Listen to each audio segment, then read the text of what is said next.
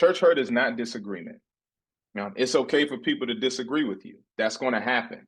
You got, depending on the size of the church, the average church is between 62 to 71 people. Those numbers dropped coming out of the pandemic. And so people are going to disagree. It's not rebuke or correction, right? The Bible tells us the word of God is used for rebuke and correction. For who?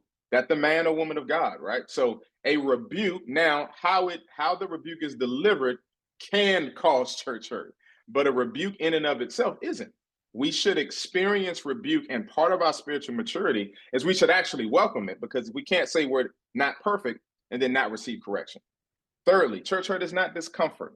The gospel is a call to discomfort. Anytime he calls someone, he calls them to an uncomfortable place.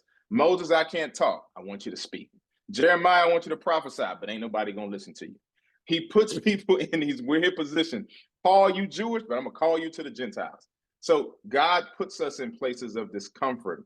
Why? For dependency. Fourthly, church hurt is not a reason for isolation. Now, this is huge, because as we think about leaving this call, and my prayer is to equip you, is this is what people, this contributes to that 19% in my very second slide.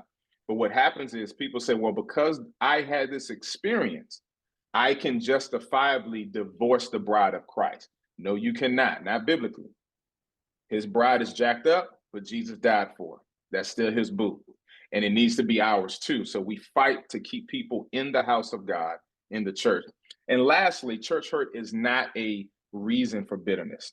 So it's not disagreement, it's not rebuke, it's not just because you're uncomfortable, but it's not a reason for isolation, nor is it a reason for bitterness.